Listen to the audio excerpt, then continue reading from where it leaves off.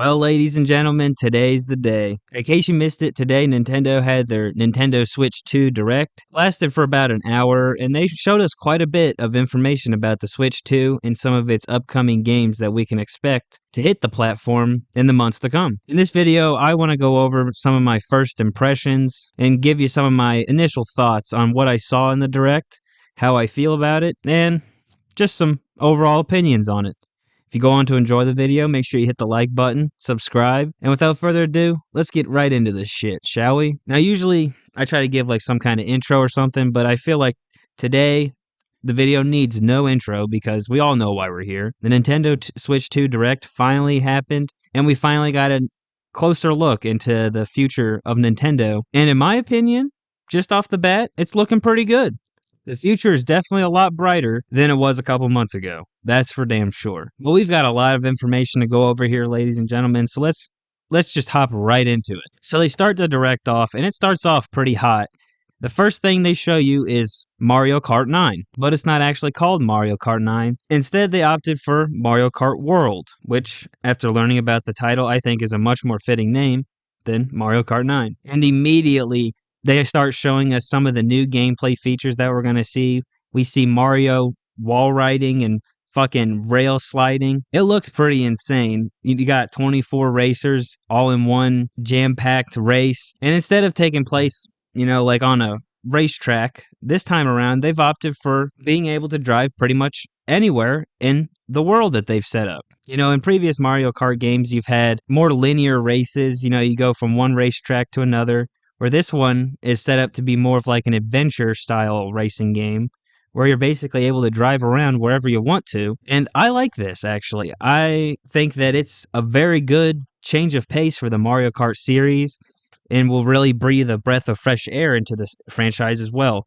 Honestly, I was really looking forward to this. I wasn't really that excited whenever I first heard it was coming out, but now, after seeing this, I'm really excited. And it releases the same day as the Nintendo Switch 2, which they also gave us a release date for of June 5th. So only a couple months away, which isn't too bad. It looks like one of the features in this game is going to be the ability to transform into different vehicles or maybe take over different vehicles. Because if you watch the trailer, Mario actually transforms into a semi type thing out of nowhere. He's just going from racing and then all of a sudden he's a fucking semi. So I wonder how that's going to play into the races. I wonder how this is going to add new ways to race or new ways to traverse or hell, it might even open up new pathways. And I guess I also wonder if you're able to race multiple vehicle types all at once. Kind of like you're racing cars. Some will be in cars, some will be in planes, maybe some will be in boats. It'd be I'm really interested to see where this is going to go. And we got a lot to talk about here, so I don't want to harp on it too much. Graphics look great. Fucking the cars actually look more like cars rather than being like carts and cartoony, which is an interesting touch. But overall, definitely a very strong start to the Direct. I'm interested to see what characters there are. They talked about the different game modes. There's going to be, your classic Grand Prix mode, which is probably going to be certain races back-to-back kind of thing. They also announced a knockout tour mode, which basically has you race from one end of the world to the other, and you get eliminated by somebody being in front of you and passing the finish line before you, obviously, as well as a free roam mode, which will allow you to do exactly as it sounds.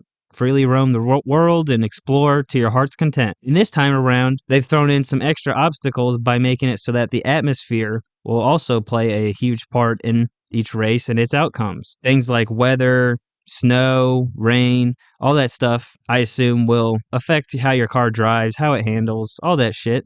Trying to take a little bit more of a realistic approach to it this time. And honestly, guys, I'm really excited about what I saw here. They really hit it. They really started off strong here with this one. After showing off Mario Kart World, they moved into showing off some of the new features for the Nintendo Switch 2. And the first thing that they showed off immediately was what the C button did. Essentially, what the C button will function as is your social, a chat button kind of thing. When they showed it off in the Direct, it basically let you and your friends be in this Discord setting.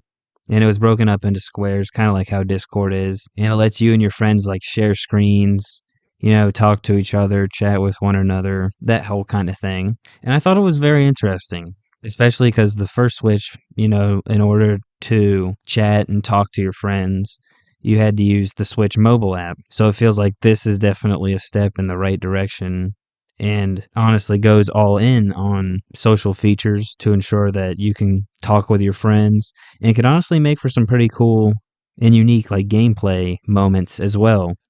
On top of that, they showed off the Nintendo Switch camera, which kind of is like this like PlayStation camera type of thing that will allow you to like show your face and whatnot, and will let your like kind of like a green screen type thing for the video sharing thing that you'll be doing with your friends.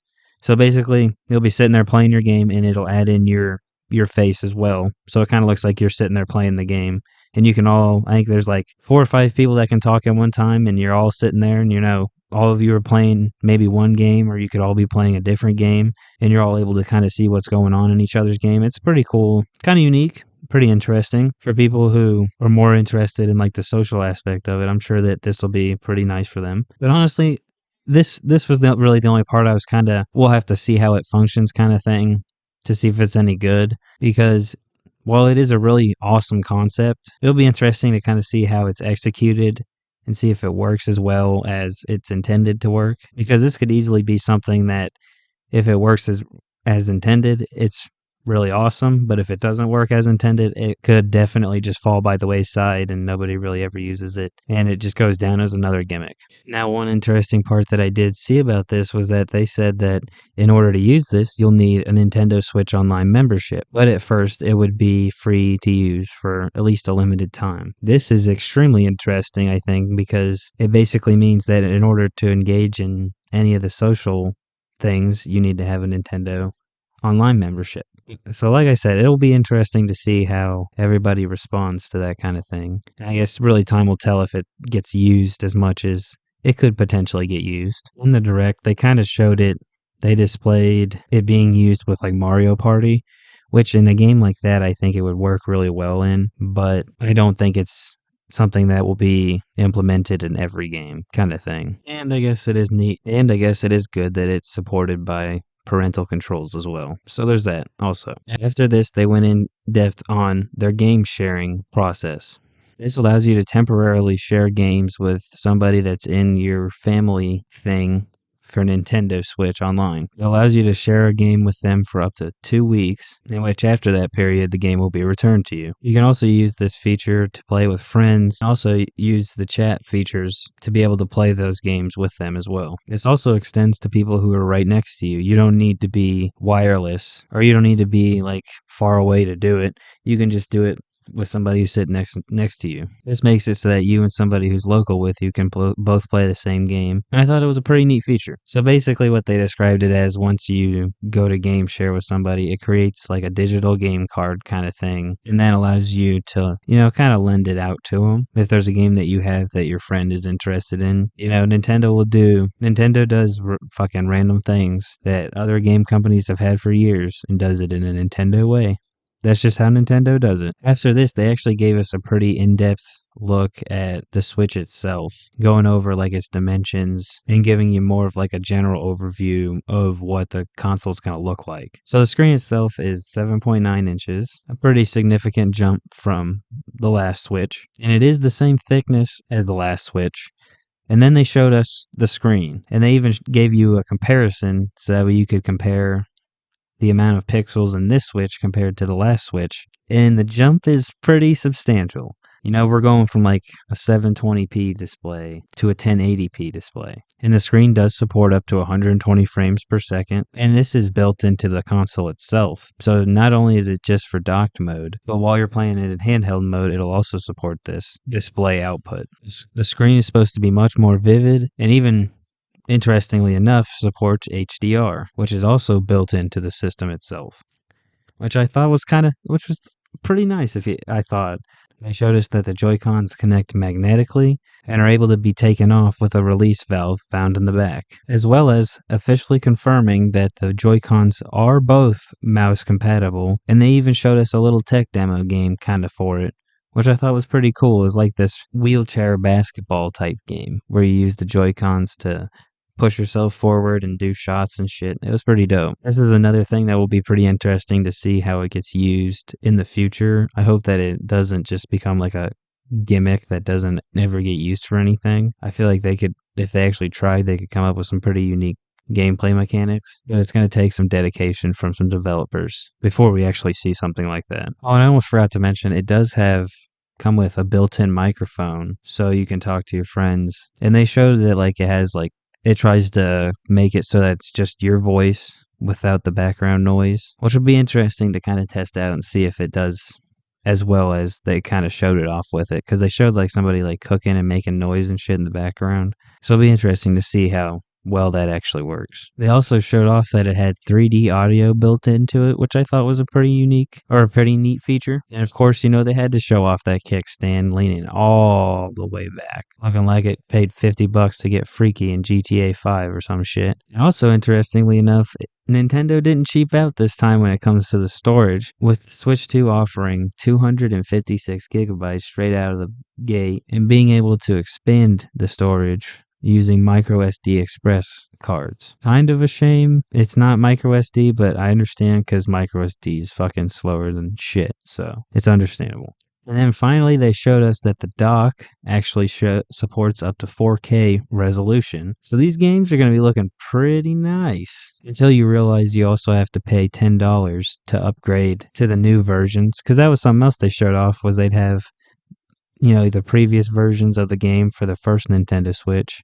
And then they're also going to come out with enhanced versions for certain games. So you can buy a Nintendo Switch 2 version, or if you already own the game, you can just buy to upgrade. Which, depending on how you look at that, it could be a plus and a negative. Personally, I'd probably only really want like 1 or 2 games to be enhanced anyways, so it doesn't really matter to me. They also showed off the Nintendo Switch 2 Welcome Tour, which is a game tech demo type thing that gives you like little in-depth things about the Nintendo Switch 2, and is something that you would think that they would pack into the system itself. But no, you gotta pay for that shit. Fucking Nintendo. I thought that was pretty stupid, because but most people are probably not gonna pay for that shit. I probably would have tried it out if it would have came with the console, but I'm definitely not paying however much to learn about the Switch. I'd rather just look up a video on YouTube. Let's be real. Also did announce that you'd be able to log into your Nintendo Switch account and transfer your digital games as well as your digital save data over from the first Switch to the new Switch. Which, when I heard that, it's of course expected, but it's always nice to hear, knowing that you're not going to lose all your progress and lose all your games and shit. And then they showed us the new Nintendo Switch 2 Pro controller, which is pretty much the same as the last one, except this time around, it's got itself a nice little phone jack, which is definitely a good thing this time around, at least. So, like I said earlier, they announced that there would be a June 5th release date, which is awesome because that means we only have to wait a couple months for it to come out. However, in the presentation, they didn't announce when pre-orders would go live, and they also didn't announce what the price was. But we'll get into that here in a minute, because this was all new information before I had all this in my notes. So we'll get to that at the end. So it's launching June 5th. There will be different editions of already existing games that will be Switch 2 enhanced, or pretty much just meant to take advantage of the Switch 2. Some games have like extra bonuses integrated into them. Like I think the Mario Party Jamboree game has like an additional couple modes or something like that, which is kind of cool. This will also mean that games like Tears of the Kingdom and Breath of the Wild will receive an upgrade and should receive a substantial jump in graphics, which I'm definitely looking forward to. That's probably going to be one of the games that I definitely will have to get enhanced or whatever, if I got to pay for it, whatever. What I thought was really cool was that you'd be able to share your creations that you make in Tears of the Kingdom using a QR code, and then I guess you'd be able to download them to your game or download other people's creations to your game, which is fucking badass. I'm going to really enjoy using that feature. That's going to be pretty cool, because people are going to come up with some really cool and unique things and some complex things that people like me don't want to spend the time creating, or don't have the time making, or don't know how to make, or aren't creative enough, that type shit. And overall, it was pretty badass. It'd be interesting to see how they integrate it with other games and see if they do other creative things with it. They even gave us a look at the new Nintendo Switch 2 game cards that would be utilized for the Switch 2 this time around, and they actually look pretty good. This time they're more of a red color rather than the solid black frame that the last ones had.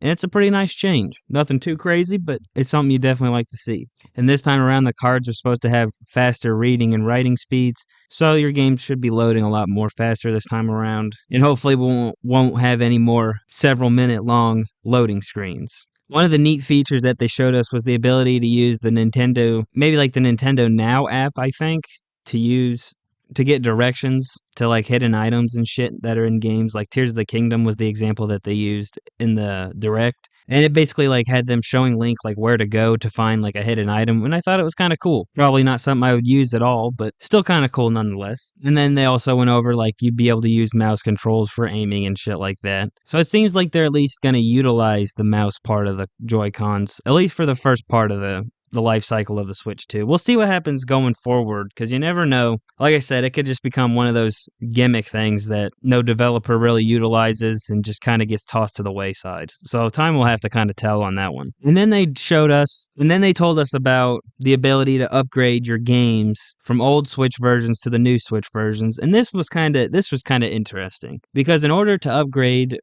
and get the better resolution, better frame rate, all that shit, you have to actually pay to upgrade for each game, which I thought was kind of stupid. It's one of those things it depends on how you look at it. If if you're somebody who's going to want to buy or going to want every game to be a Switch 2 game, that's going to cost you a lot of money. On the other hand, I guess at least you don't have to buy it again fully, which is kind of nice.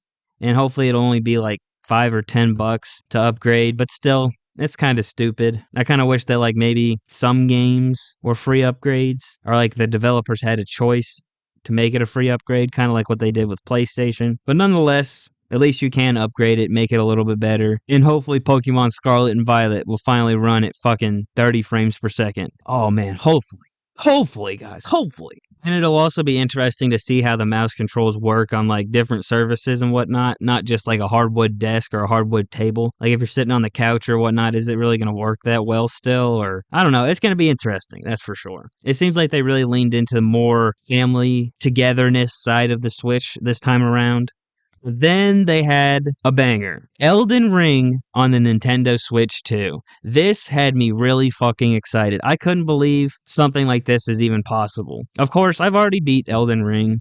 I have not beat the DLC yet, but just being able to play Elden Ring on the go, a game that size, a game of that caliber, and being able to play it whenever you want to, basically. You know, if you're in the car, if you're on the shitter, you can play Elden Ring. You can die in Elden Ring from anywhere you want to now, not just from the comfort of your own home, which is something that I just love to see stuff like that. I know they've had like mobile PCs and all that other shit, but it's just kind of cool to see a big company like Nintendo release their own version, and I feel like this will kind of lay the groundwork going forward, and more so now than ever, companies are really going to be leaning into the game on the go kind of thing.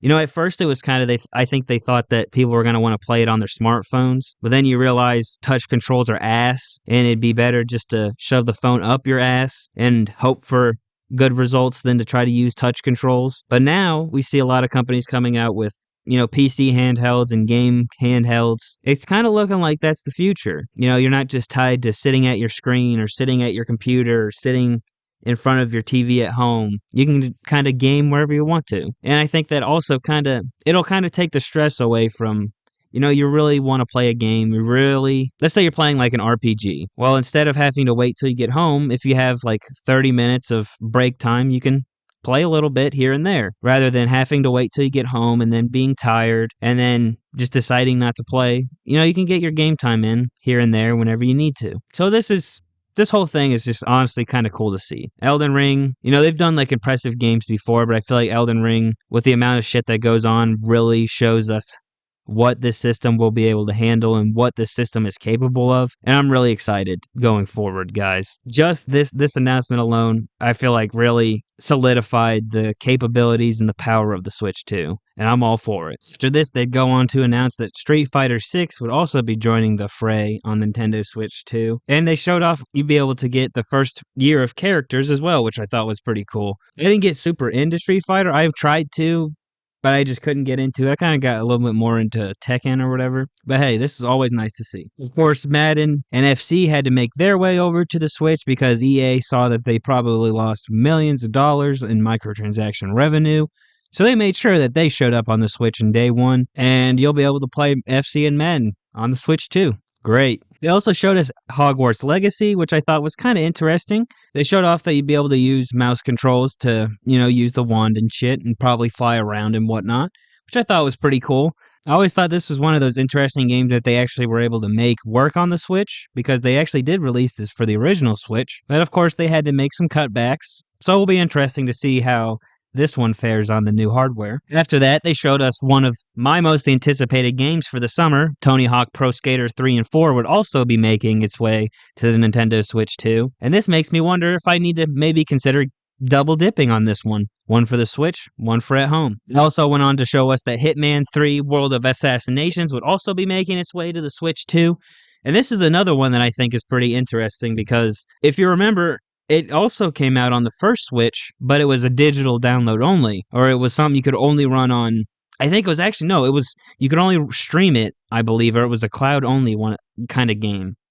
So I wonder if this is kind of going to be the same situation or if they'll actually put the whole game on the game card this time. But World of Assassination will be coming to World of Assassination will be coming to Nintendo Switch 2. Looking forward to that one as well. And then this was the first time I saw this, but then they followed this right up by showing us that lo and behold, there's a new 007 game in production. Now this I was really excited for because admittedly I am younger, so I didn't actually grow up on James Bond and the 007 franchise and all that shit. But of course, you know that it has constantly been in our faces, in our media. There's references to it everywhere. So I'm really excited to see what new things they're going to be able to do with this franchise and if it'll be able to live up to or be anywhere near as good as the N64 game was. Because I actually did play that quite a bit and it was fucking fun as fuck. I'm not going to lie. I wish sometimes I wish I was born 10 years old earlier so that way I could experience the N64 era and games like that. But oh well. So yeah, 007 coming to the Switch 2. They didn't show us much. Looking forward to that. Moving on. They also showed us one of my favorite series of all time will also be on the Switch 2 with Yakuza 0 and many other remasters also making its way to the Switch. Love to see that as well. It's one of my favorite series of all time. Can't wait to be playing that on the go. After that, this was interesting because they flashed the Koei Tecmo logo, and you hear Zelda's voice in the background. So you think, oh shit, here comes a new Zelda game. And then they're hyping it up, they're getting it ready, and then you realize it's a Warriors game. Now, I didn't play the first Hyrule Warriors. I actually played Hyrule Warriors Age of Calamity, and the frame rate was god-assful. Oh boy, it was real bad. But I also didn't really know that it was made by Koei Tecmo.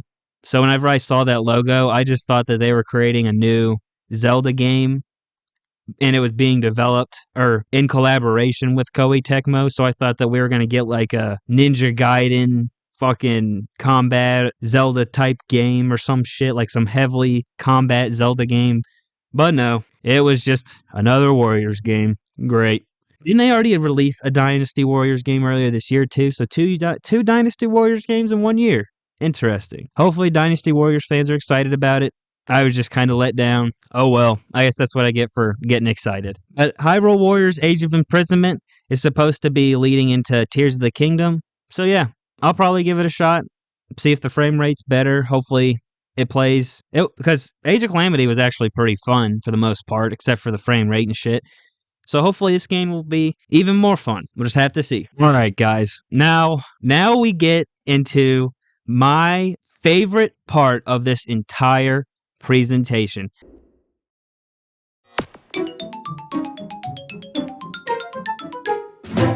This part had me running around my fucking house screaming. I was so excited. And this is how this is also what made me realize that without even knowing it myself, that I'm just a really big Nintendo fan. I'm not fucking blind, and we're gonna get. Oh, don't you worry, guys. We're getting to that. We are getting to some of the controversy, which is why I'm glad I waited till today to get this video recorded and whatnot. Because after the presentation, much more information has come out, and let's just say the internet's not very. There's some some interesting practices. But anyway, before we get to that bullshit, let's get to my favorite part of this presentation. We've got motherfucking GameCube games on the Switch, baby! Woo! Woo, woo, woo! Sure, I just fucking probably killed my mic doing that shit. Oh well. But yeah, guys, we got fucking GameCube games coming to the fucking Nintendo Switch, guys. I'm so excited. I mean, of course, you can just fucking play them if you're really a GameCube fan. You've already probably played. You've been playing GameCube games. We'll just say a little bit of dolphin action, if you know what I'm saying. You know what I'm saying. You guys know what I'm saying. You know what I'm saying. But being able to play these games officially and on the go, just guys, I am so fucking excited. So let's all right. So the shitty part was there's only gonna be 3 games available at launch, and it's only on the Nintendo Switch 2, and it's available on launch day, which is awesome. So the 3 games that they're gonna have available day 1 are Wind Waker, Soul Calibur 2 actually, which is the one that had Link as a guest character, and F-Zero GX. With them adding many more games to come. And if you saw the second game in the lineup, Pokemon XD Gale of Darkness, I'm gonna be on that day fucking 1. That has been one of my grail games. It's not a fucking masterpiece, of course, but I actually was one of the lucky people who got Pokemon Coliseum on the GameCube, but I never got XD Gale of Darkness, and it has only gone up in price every fucking year that I check on it. So being able to officially play this game will be fucking incredible. And being able to play it on the go, on the shitter, on a plane, on a fucking mountain, I'm here for it. I'm fucking here for it. And on top of that, they're even coming out with a new GameCube controller for the Switch 2, which looks fucking incredible. We get our Wavebird controller back. Guys, this was the highlight of the whole fucking thing for me. I have been waiting for this, and just this alone made this Direct fucking awesome. It made the Switch 2 a must-buy for me. Now, trying to wrap things up here, because we've kind of been going on for a little bit about this stuff, I'm going to tell you the last few games that they kind of announced here, because there's some other things there's something else we got to talk about here. I'm sure you already know what it is if you've been seeing all the shit online, so let's get right into it. They announced a brand new game from Software that'll be exclusive for the Nintendo Switch and will be releasing in 2026. This looked pretty fucking badass, I must say. It looked basically like a Bloodborne sequel, but they can't give you a Bloodborne sequel. They don't want you to be happy. But this basically looks like the next best thing. It looks like another game by From Software doing what From Software does best. Definitely looking forward to checking this one out. Like I said, it comes out in 2026, and it's exclusive for the Nintendo Switch 2, which is pretty badass. Be interesting to see if it comes out on other platforms later on, kind of like what happened with some other Switch exclusives. But yeah, definitely nice to see. Deltarune will be coming to the Switch 2. Then they showed Borderlands 4 would also be coming to the Switch 2, as well as Civilization 7. And it looks like they'll be adding mouse controls to that game, of course, which makes sense. Of course, WWE and NBA 2K had to make their debut on the Switch 2 as well, after that shit show that was WWE 2K18 years ago. Then they gave you just a little taste of Hollow Knight Silksong, which was pretty badass. I couldn't believe it actually made an appearance finally. Looks like that should be coming out 2025. And then we got a sequel to a game back from the GameCube era being developed or being headed by Masahiro Sakurai himself, Kirby Air Riders. Now, I never played the original Kirby Air Riders on the GameCube, so not really familiar with this title, but I will definitely be checking it out whenever it comes out on the Switch 2, and that's supposed to be coming out sometime this year as well. And then the last announcement that they had was a brand new 3D Donkey Kong game, Donkey Kong Bonanza, and that game looked fucking badass. Donkey Kong's got a whole new look, and it looked like the environments and shit were destructible. It looked pretty incredible, I'm not gonna lie. I'll be interested to see what environments and what kind of boss fights they come out with, as well as seeing if it's more of a level-based game or if it's more of an open world game, kind of like Mario Odyssey. It also looked like they had some sections that went from 3D to 2D, trying to, pay homage to the classic Donkey Kong games. And that comes out July 17th of this year, so I'll definitely be checking that one out. I'm really excited for that one. We haven't gotten a new 3D Donkey Kong game since Donkey Kong 64, and revisiting that one is definitely pretty rough. So yeah, definitely looking forward to checking out that Donkey Kong on July 17th. And with that being said, guys, let's get into the fucking elephant into the room. And I was paying attention to this as well. Throughout the whole presentation, I was sitting there waiting. and wondering, when am I going to be able to pre-order this thing? How much is it going to cost? Well, if you were sitting there like I was, waiting to see when that information was going to come out, it never came out. We never found out in that presentation, which I thought was pretty weird. And as somebody who has more or less been trying to study fucking business, or at least study as much as you can and understand the way that businesses operate, I immediately took this as it's probably going to be expensive, or there's something that they don't want us to know. Well, behold, a couple hours later, more information starts coming out, and the Switch 2 is going to run you $429 or $449, and then $500 if you want to get it with the digital, or get it with Mario Kart World, which is digital, by the way. It's just a digital code, fucking, they can't give you, I remember whenever I got fucking, so this is a little side note. Whenever I got the PS3, I was one of those dumbasses, or I guess I wasn't. My dad, I went with my grandpa and got my dad the PS3, the PlayStation 3, whenever it originally came out. I think we went to Best Buy and got it. But the whole point is, whenever you open that thing, it came with a physical copy of whatever fucking, I think it was Spider-Man 3. But the Blu-ray was in there. You got the physical disc. Now, I guess it's kind of, looking back, thinking about it, it's kind of weird that it came with a movie and not a game, but they were trying to position the PS3 is like a all-in-one thing, Blu-ray player, all that shit, which is probably why the Xbox 360 took it over, or part of why, not to mention the fucking high-ass price tag, but that's besides the point. You at least got something with it, and I assume that's how it was for years. That's why, for Sega, the Sega Genesis, they had shit. For the Super Nintendo, they had something. You actually used to get a physical game with it. Nowadays, that's not the case. You get a digital code, which is fucking stupid. You're paying all this money, and you can't even get the physical game. That's not even the kick in the ass. The kick in the balls is when you find out that Mario Kart World is going to cost $80 physically. And it's not the only game. Mario Party Jamboree, $80. Somehow, apparently Donkey Kong, the brand new Donkey Kong game, is only $70. Tears of the Kingdom, $70. Breath of the Wild, apparently because it's a Switch 2 game, it goes up from $60 to $70. No, I'm sorry, I think Tears of the Kingdom was $80. Let me look that up real quick. $80. They charge you $10 more for better graphics. I don't know. It depends on how you look at it. I mean, of course, it's fucking stupid, because of course it's stupid, because now you know other game companies are going to charge $80 for their fucking bullshit. It honestly, it depends on how you want to look at it. It's just going to get more. I feel like $80 is worth it for whenever you get the game card, you get a case and everything. You actually get a physical version. I feel like paying the same price for a physical game and a digital game is fucking ridiculous, because you're not manufacturing cases and shit. You're not paying all that overhead and all the prices and shit that goes into sending it to companies, sending it to stores, and all that other bullshit. And they didn't show it for a good reason. Now, here's the way I look at it. $60, $70, I have maybe bought a game for $70 3 times. And it was Monster Hunter Wilds. I think I bought Tears of the Kingdom, but I also got the collector's edition thing. And I can't think of any other games that I've paid $70 for off the top of my head. I usually wait for them to go on sale. Now, the shitty part is, Nintendo doesn't usually send their games on sale.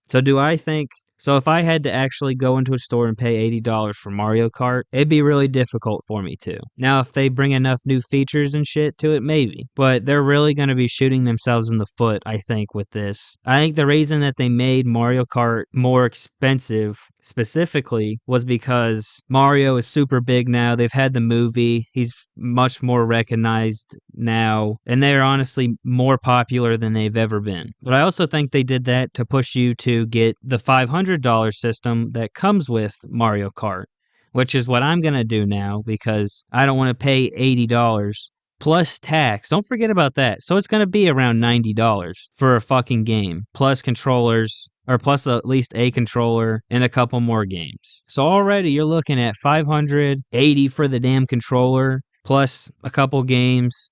You're looking at $800, $900 probably. If you get like 2 or 3 $60 or $70 games, you're already looking at $180, $210 just for the games. So it's The way it's stupid. Let's be real. Let's be 100% honest. It's stupid. They should not have done that. I wish they wouldn't have done that. But I feel like they wouldn't have done that if they didn't need to. Usually Nintendo's not super egregious about charging out the ass unless they need to, or like charging more than they have to for their console shit at least. They usually charge more for like accessories and their fucking alarm clocks and shit.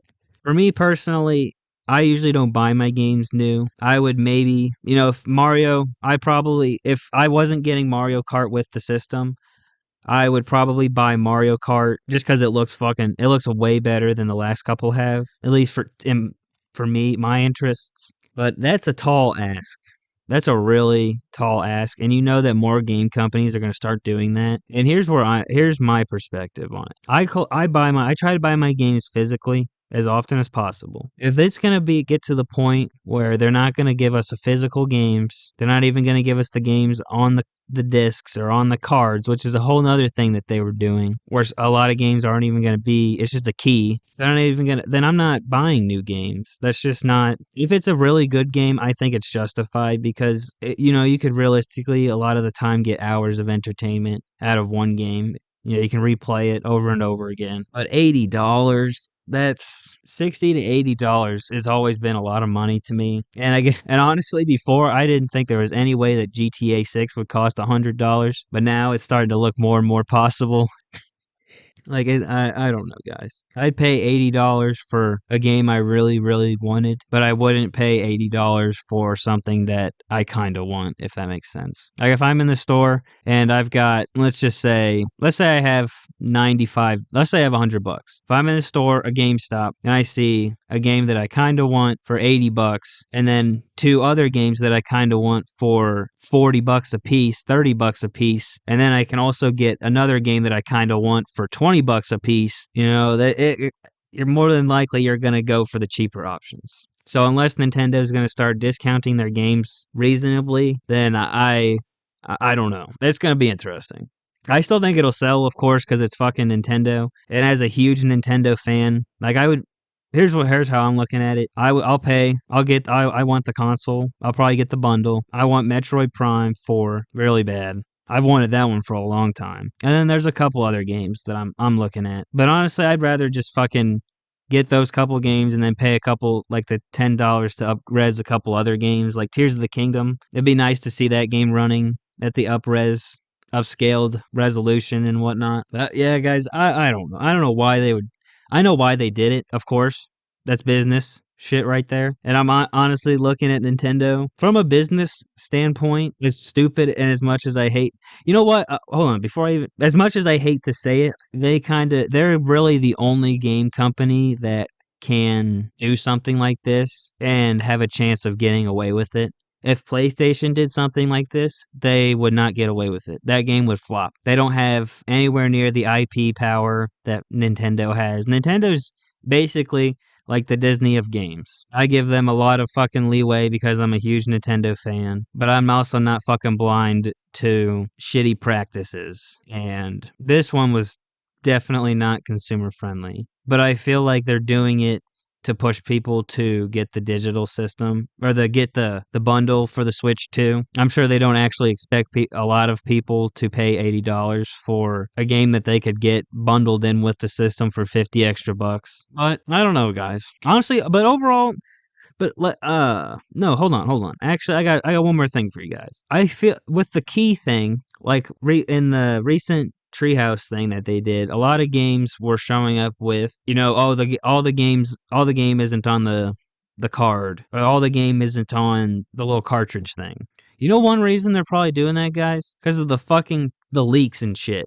All the games, Nintendo Switch games will leak like 2 weeks in advance, and before the game's already out, fucking somebody's already beaten it, posting it online, and spoiled it for everybody who really, really cares about the game. And I'm sure that they really want to try to combat that. And I'm sure this is probably one of their tactics to try to do that. Because the way that they put it is, you'll have to get the code, input it, and then you'll have to log into the internet or be signed into the internet to download it. So don't you think that if somebody, let's say, steals one off the back of a truck or gets sold one before it's supposed to be played, That's how they can ban you. That's what they're gonna do.